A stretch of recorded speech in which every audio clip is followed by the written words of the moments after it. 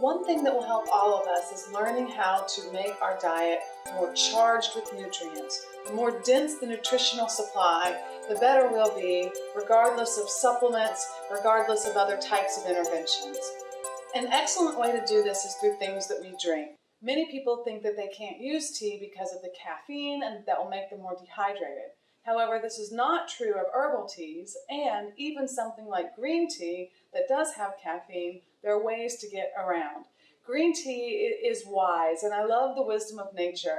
And the reason that I would suggest this is because it knows what to give us throughout the day as we use it. So one way to take green tea, or to use green tea, is to take 3 to 4 tea bags, put them in the water all at once, and steep that water, drink the tea.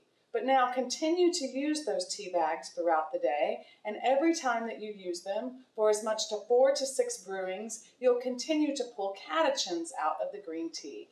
This is the antioxidant component that helps our mitochondria, that helps thermogenesis, helps us to burn more fat tissue, and is associated with literally hundreds of different positive studies in terms of outcomes. However, as we continue to brew the tea gives us something different. The first brewing in the morning is when most of the caffeine will come out. In fact, majority of the caffeine comes out in the first 30 seconds. So if you do not want the caffeine, put the water in, wait 30 seconds, pour that water off, and now put fresh water in. Most of the caffeine will have gone away. However, many of us would like some caffeine in the morning, and in fact, caffeine activates something called NRF2, a transcription factor that tells our DNA to make 200 different antioxidant response elements, helps us with detoxification, and also helps us to fight bacterial load. Now, as we continue to brew the tea throughout the day, the caffeine has already been processed first in the morning, and now as we brew, we continue to get our antioxidants.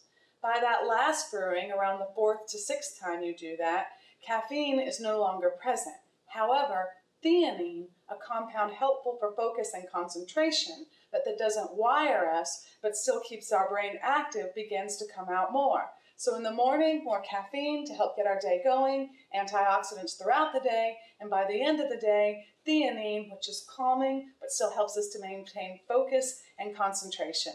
The wisdom of green tea is much like the wisdom in many of our natural compounds, knowing what we need, when we need it, and delivering it accordingly.